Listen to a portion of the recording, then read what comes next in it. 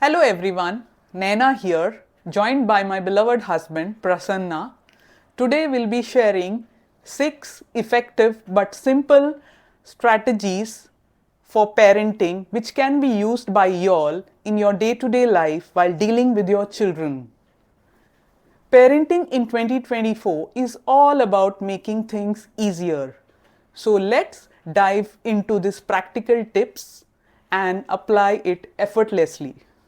Absolutely. These are 6 straightforward strategies that you should put to test in your everyday life as parents. So let's get started.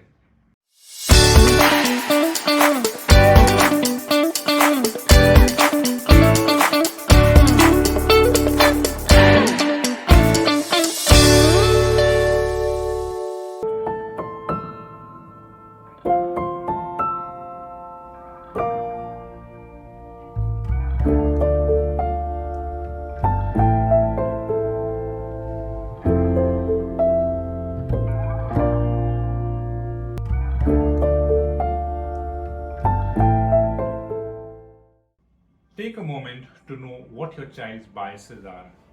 These are, of course, temporary in nature. Sometimes they may last for days, but sometimes they could last much longer. It's important to observe them closely. It's as simple as striking up a conversation with your child. Ask them about their day, their friends, their day to day activities, and what they enjoy doing in their life. This can build a strong connection with your child's world. We have learned over the years not to trust our child blindly. They have their own set of likes, dislikes, and biases. This is a very personal example about my child who is well mannered and soft spoken. He was once pulled up by our acquaintance for behaving very rudely with a friend. But this was very hard to believe for me. But much later, I realized that he had picked up certain bad behaviors from the new friends which he had made in school. For instance, one of her childs insisted that he did not like his teacher. She wasn't the right one for him. We were very curious and we investigated further. We met up with her, and after a few chats, we were convinced she was the best thing that could have happened to the child. And we were right. Over a period of time, they became the best of friends, and she was perhaps a big influence in his growing up years. What we've learned from this experience was to never take your children's biases as your own. Be very cautious before you judge your child and the opinions they bring to the table.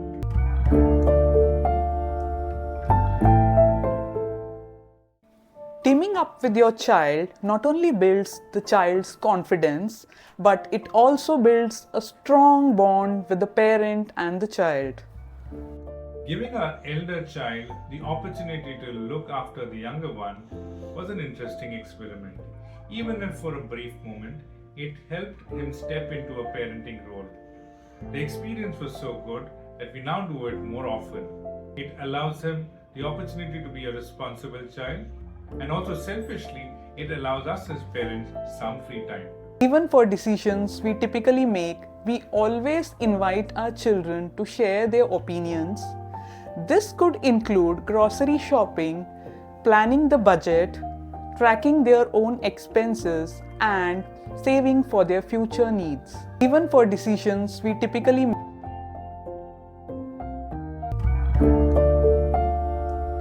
Celebrate your cultural background together. This might seem quite innocuous at first, but it's a very powerful medium to connect the children to their roots. cook a traditional meal, share stories from your own cultural heritage, and make it a family affair. This ensures that you embrace your cultural roots as a family. Every year, we make it a point to take our kids to Mangalore, which is our hometown. Here, we take them to our ancestral homes, visit local religious places. This helps our children to connect with our immediate family, friends, and culture in our town. Celebrating traditional festivals and occasions that are unique to our religion community, and society are another way of connecting our children to their cultural roots. This may seem quite boring and old fashioned at first, but trust us, kids do really lap this up. And as they grow older, they start owning up and relating to these rituals as they get wiser.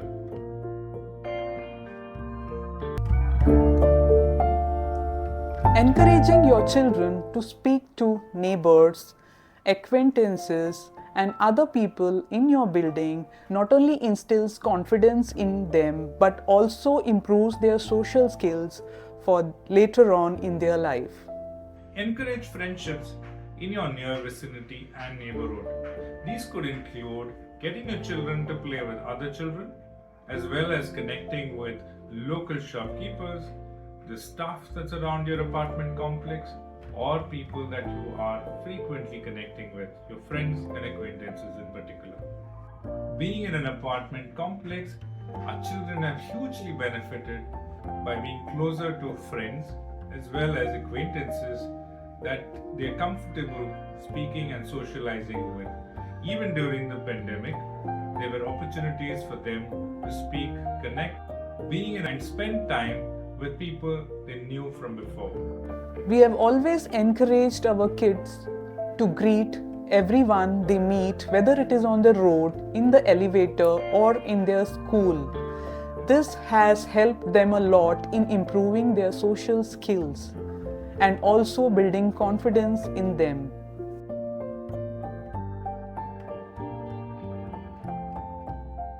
Savor mindful moments together. Remember, these are unique and these are the ones that you'll cherish for a lifetime. These are moments that don't repeat and those that are unique to each child.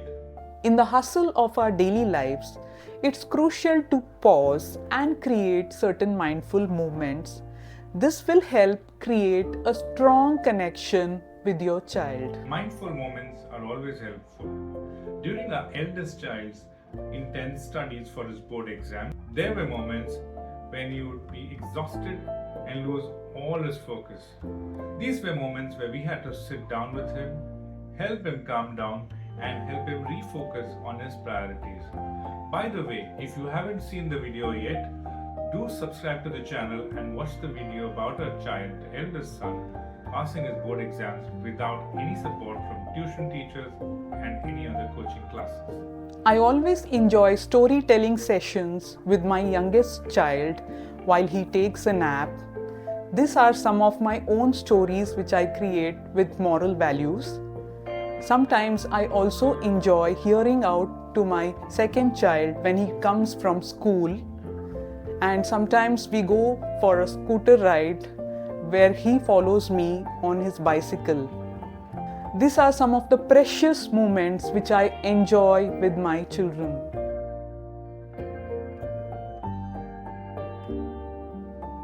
It's always crucial to find the perfect balance in screen time to prevent our child from getting addicted to their laptops, mobiles, and television. During the peak of the pandemic, with our kids transitioning to online classes, we became very particular about the amount of screen time spent by them through the rest of the day. Despite their peers owning mobile phones, our children have never owned a mobile phone while growing up. In our experience, this has not had any impact on the quality of their life or access to information as most parents would claim. It's only now that our eldest child, who's now in the college, has access to a mobile phone, that too from a safety point of view.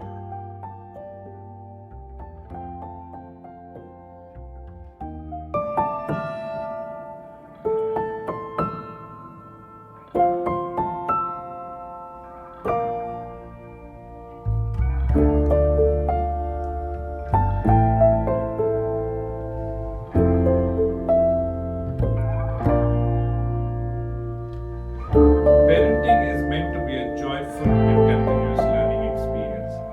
These steps are only meant to help you in that journey of being a good parent to your child. Absolutely, every family is unique. So feel free to tailor these tips according to your own family needs. You can share your experiences in the comment section below. You can share your experiences. Don't forget to like, share, and subscribe and hit the notification bell. And stay updated in our journey. Thanks for joining us today. Until next time, take care and happy parenting.